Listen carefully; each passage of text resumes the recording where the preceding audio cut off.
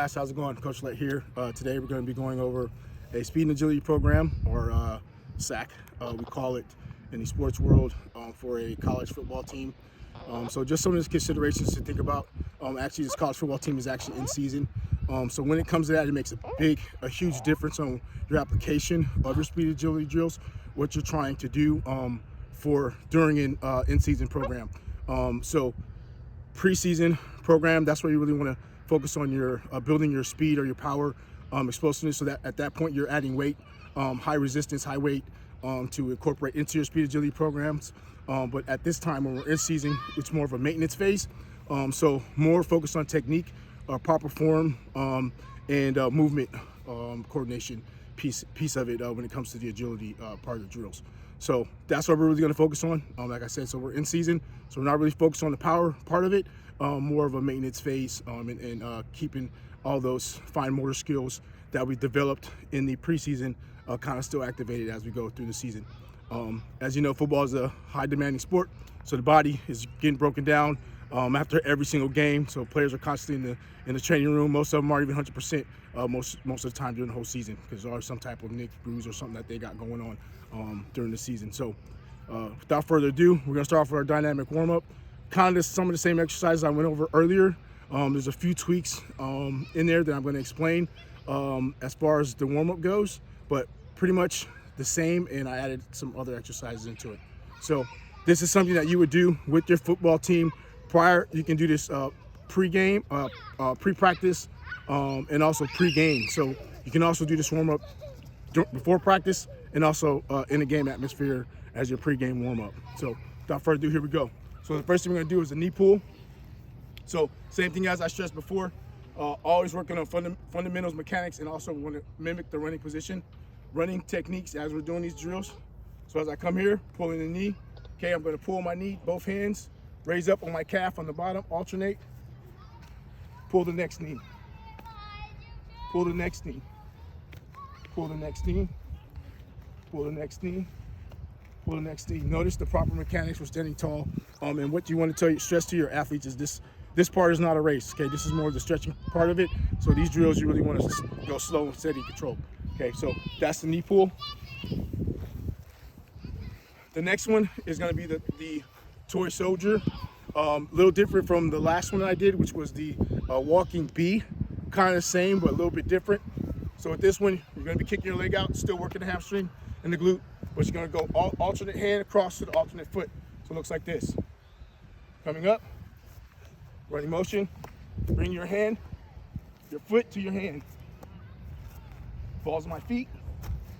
Okay, now some of the things that athletes do is they bring their body down to their foot. You don't want to do that. You want to bring your hand up to your foot as you're doing the motion. Okay, next exercise. Bear with me here.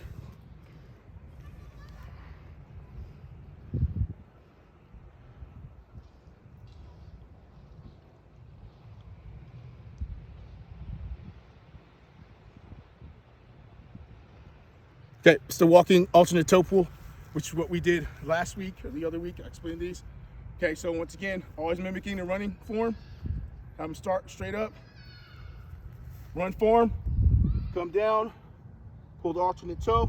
Notice everything is straight, okay? A lot of times, athletes want to come out here, okay, pull. They want to have this knee slightly bent. You want to get the full proper stretch. Here, alternate,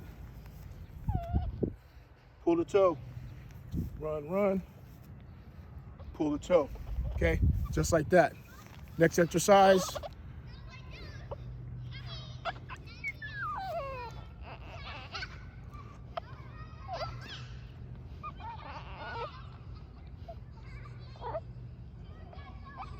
All right, so the next exercise is gonna be the squat hop. Last week went over this drill. So you can face your athletes in direction. The most important part during the squat hop is when we explode or come to the squatting position, we want to keep those legs open, just about shoulders width, maybe a little over, keeping a good athletic base. Because anytime an athlete crosses their feet at any point in any sport, it's bad, okay? So we're gonna start here. I'm gonna say go, Squat, bend up, squat, keeping the same distance, squat down, squat, come down, squat, come down, okay? So that's that one. Okay, next one we're gonna go into the walking lunge with the TIS with arm raise. Okay, so a little bit different than last week. Once again, everything mimicking the running position. Come here, step out, twist, twist, up. Twist, twist, up. Okay? Want to make sure your athletes are bending over. Chest is not coming over the knee. Chest is straight up, especially when they push up to stretch their abs, their core. Okay? So that's that one. Next one is going to be the side lunge. So it's here, lunging out, stretching, everything up tight, hands out, coming in, stepping out, coming here, hands back, going down. Okay, just like that. Okay, so that concludes that part of it, the more of the stretching portion. Now we're getting into, oh, sorry. One more is the karaoke. All right, so this one is done many different ways. A lot of people over-exaggerate the knee over, more of your traditional track athletes, more your football athletes do it more short when they do the twist.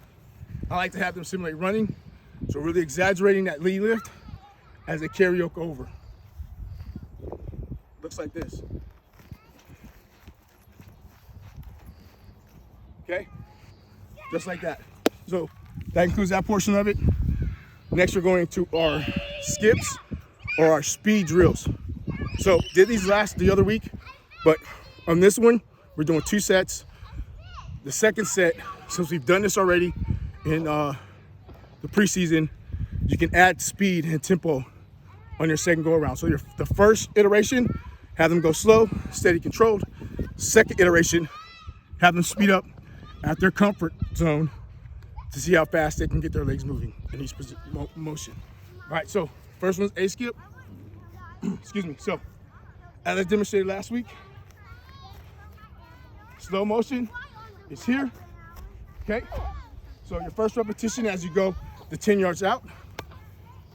Nice, steady, slow, controlled. On the way back, you want to pick that tempo up. Looks a little bit more like this. This is helping for speed, speed acceleration, turnover. Also, more pull and distance as you dorsiflex your foot and you're pulling against the ground. So really great exercise. So looks like this. It's fast motion.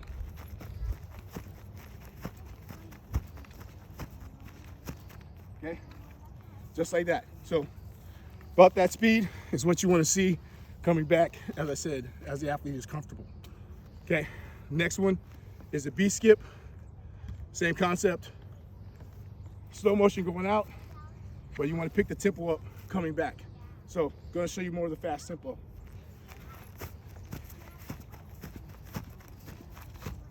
Okay, that's how you look with the fast repetition. Next one is the double A skip with fast tempo. So remember, slow tempo first, then fast. So sometimes what I do with athletes, have them do it slow, then engage speed. So like this.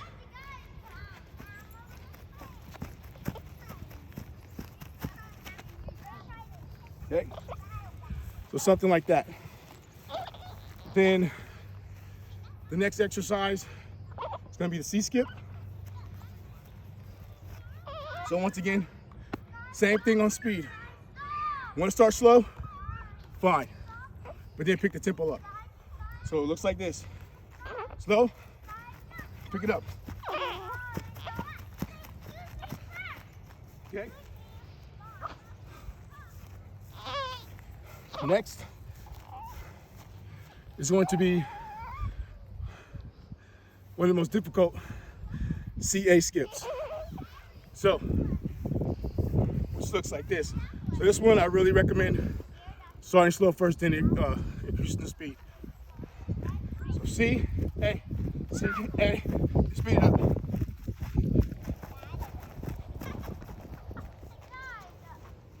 okay? All right, so, and last thing is our falling starts. So once again, this one, we're gonna do about 20 yards. So your athletes have a chance to kind of warm up, stretch their legs out before you get into practice or game. So here, raising up, falling down.